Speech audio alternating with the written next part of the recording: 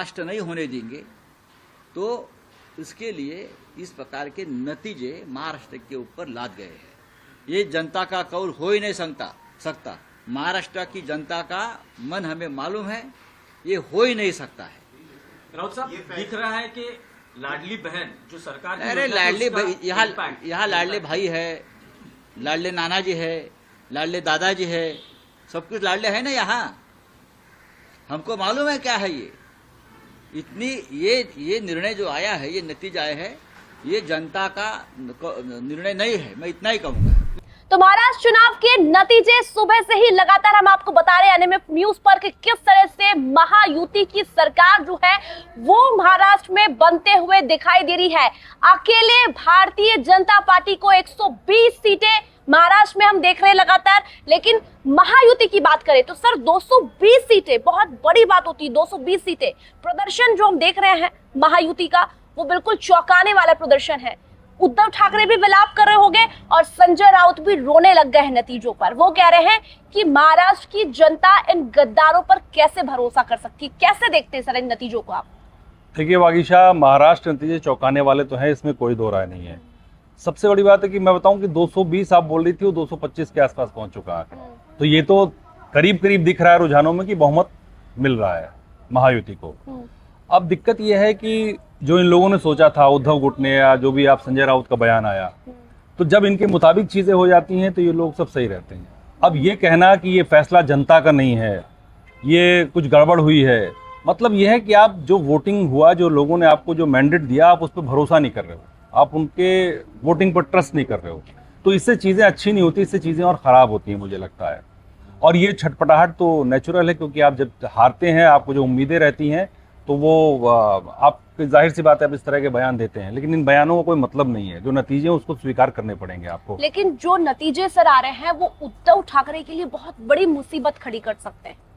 खड़ी कर कह सकते हैं, खड़ी हो चुकी है। उद्धव के बाद पास अगर आप बात करो तो पॉलिटिकल उनके पास बचा क्या है? पार्टी आधी हो गई, चली गई, चुनाव चिन्ह चला गया, और जिस विरासत पे वो राजनीति करते थे हिंदुत्व की, वो भी चली गई। भाई कांग्रेस से हाथ मिलाना मतलब आप अपनी जो पार्टी खड़ी हुई शिवसेना, जो बाला साहब ठाकरे जो बात करते थे, उससे तो डिफरेंट हो गए ना आप बिल्कुल। तो आपका जो वोटर था वो आपसे कैसे कनेक्ट रहेगा? और रही सही जो चीज़ थी वो एक नाथ शिंदे लेके चले गए साथ में, तो उनका तो करियर बहुत डामाडोल हो गया, और आगे क्या होगा वो भी कुछ समझ नहीं आ रहा किसी को। लेकिन इंडिया अलायंस का करियर भी खतरे में अब तो जो नतीजे आ रहे हैं। इंडिया अलायंस तो पहले ही खतरे में था, जो हालात थे। हाँ, ये है कि इस बार महाराष्ट्र में उम्मीद थी उसको, कांग्रेस को ज्यादा उम्मीद, कांग्रेस को उम्मीद थी कि अगर वहां नतीजे हमारे मुताबिक आए तो रिवाइवल हो सकता है। लेकिन वो उम्मीद भी अब तो जो आप रुझान देख रही हैं उसमें लगता नहीं कि कुछ हो पाएगा। तो मुझे लगता नहीं है कि वहां से कोई उनको बेनिफिट मिलने वाला है अभी महाराष्ट्र। लेकिन ये खेल हुआ कैसे, कहाँ खेल पलटा? क्योंकि हमने महाराष्ट्र चुनाव के दौरान लगातार देखी कि एनडीए की तरफ से कुछ नारे दिए गए, बटेंगे तो कटेंगे। मोदी जी कह रहे एक है तो सेफ है। क्या ये नारे महाराष्ट्र में काम आए या फिर खेल कहीं और पलटा है? देखिए, मैं इसमें कहूंगा कि चुनाव कभी एक फैक्टर पर नहीं लड़ा जाता है, चुनाव के बहुत सारे फैक्टर्स होते हैं। तो इसमें नारों की बहुत अहम भूमिका है, क्योंकि बीजेपी के लिए हिंदुत्व बहुत बड़ा मुद्दा रहा है। उस पार्टी का उदय ही हिंदुत्व पे हुआ है। तो योगी जी का नारा डेफिनेटली एक, योगी जी जो फायर ब्रांड नेता हैं और हिंदुत्व की बात करते हैं, और जो वोटर्स हैं, बहुत सारे वोटर्स में सबसे लोकप्रिय भी हैं। इसलिए आप कहीं देखो चुनाव होता है किसी स्टेट में तो योगी जी को विशेष तौर पे बुलाया जाता है सभा करने के लिए। तो वो तो मैटर है ही है। उसके अलावा कुछ योजनाएं भी लेके आए ये लोग, वो भी काम की, लड़की योजना। हाँ, और उससे भी इम्पोर्टेंट ये है कि बीजेपी की जो बैकबोन है उसको संघ कहा जाता है, आरएसएस को। तो महाराष्ट्र में अच्छा खासा उनका बेस है।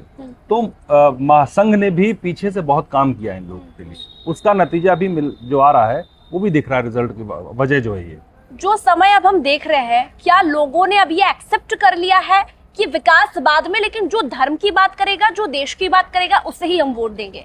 देखिए, पिछले कुछ दिनों में ऐसा हुआ है, ये चीजें जिसके लिए विपक्ष क्रिटिसाइज भी करता है बीजेपी को कि हिंदुत्व की बात करते हैं, धर्म की बात करते हैं। तो ये सच है कि धर्म का जो बातें हैं राजनीति में बहुत बढ़ गई हैं और ये लोग मानने लगे। विकास, जो पढ़ा लिखा तबका है देश का, उसके लिए विकास मैटर कर सकता है, लेकिन जो हमारे आबादी गाँव में 60% रहती है, 65% रहती है, उनके लिए धर्म भी कहीं ना कहीं बहुत बड़ा इशू है। और ये बीजेपी के सरकार के आने के बाद हुआ है, 2014 के बाद हुआ है।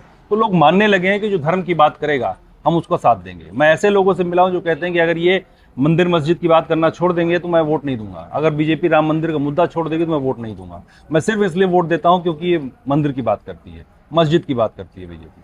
तो ऐसे लोग भी मुझे कई बार मिले तो ऑब्वियसली ये मुद्दा है बहुत बड़ा। आप क्या मानते हैं कि लोकसभा चुनाव से, जो महाराष्ट्र में लोकसभा चुनाव में एनडीए का प्रदर्शन रहा, उससे एनडीए ने सबक लिया है और विधानसभा की तैयारी की है और आज ये रिजल्ट दिखाई दे रहा है?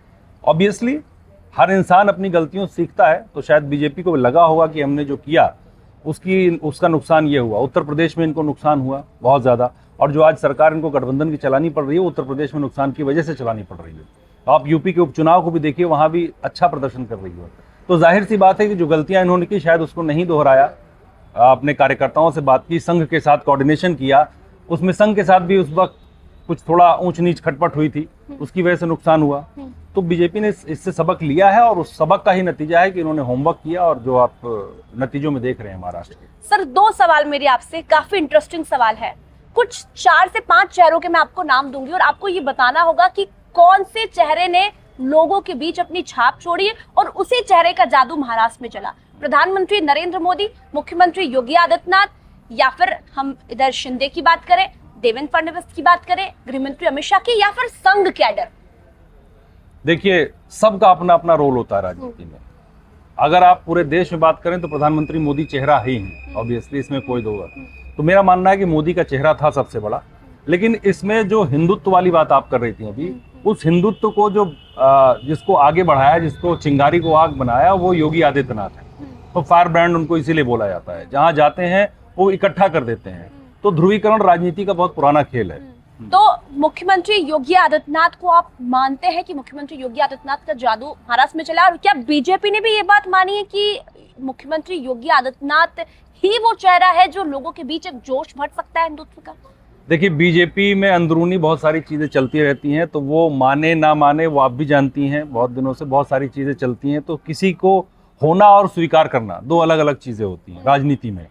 किसी की स्वीकारोक्ति हो जाती है तो कई लोगों के लिए खतरा हो जाती है चीज़ें, तो माने ना माने। लेकिन फैक्ट ये है कि जनता के बीच में आप अगर उत्तर प्रदेश में देखें, जो उपचुनाव के नतीजे आ रहे हैं या जो लोगों से आप बात करेंगे, तो योगी आदित्यनाथ एक अच्छे एडमिनिस्ट्रेटर के तौर पर जाने जाते हैं और उनकी फैन फॉलोइंग है।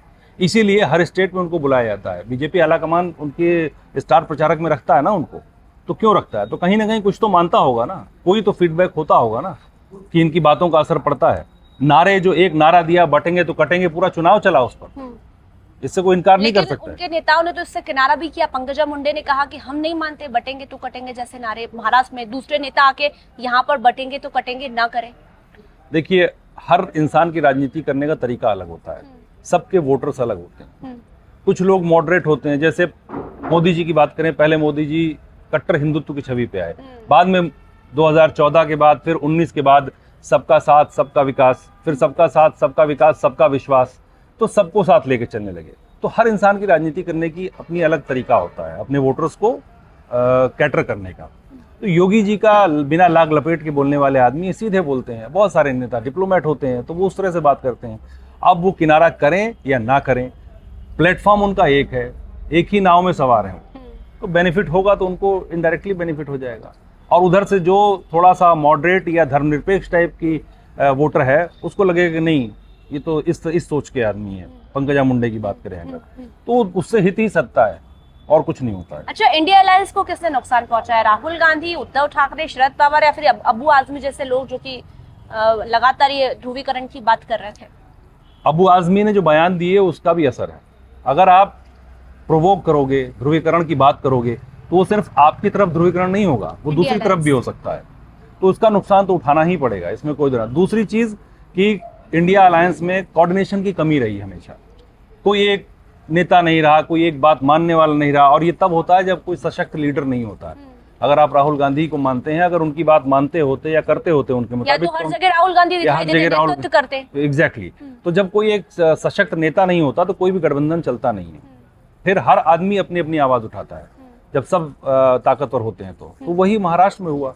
संजय राउत कभी कुछ बयान देते हैं, उद्धव ठाकरे कुछ बयान देते हैं, राहुल गांधी कुछ कहते हैं, तो जब तक आप कॉम्बिनेशन नहीं होगा, कंबाइन होके काम नहीं करेंगे, यूनाइट होके बेसिकली, बिल्कुल। तो संभव नहीं है। वो गठबंधन जनता का मतलब ही वही है, मतलब ये, यूनिटी। और जनता देखती है, ये जनता देखती है कि हम जिसको वोट दे रहे हैं क्या वो यूनाइट होके काम करेंगे, क्या वो सरकार चला पाएंगे सही से, नहीं चला पाएंगे तो कोई क्यों वोट देगा। तो पब्लिक बहुत समझदार है, वो सब पता है उसको। ठीक है, तो महाराष्ट्र चुनाव के जो रुझान एनएमएफ न्यूज पर हम सबसे सटीक नतीजे, सबसे तेज नतीजे आपको बता रहे हैं। थोड़ी ही देर में स्थिति क्लियर होगी, लेकिन आपको इंतजार करना पड़ेगा कि आखिर महायुति की कितनी सीटें महायुति जीत कर लेकर आई है और यहाँ पर इंडिया अलायंस को कितना नुकसान हुआ है। क्योंकि जिस तरह से हमने आपको बताया कि इंडिया अलायंस में सबसे बड़ी कमी रही है यूनिटी की, जो कि होना बहुत जरूरी थी। देखना होगा, लेकिन इंतजार है महाराष्ट्र का मुख्यमंत्री कौन बनेगा, सत्ता की गद्दी पर कौन काबिज होगा। देखते रहिए एनएमएफ न्यूज।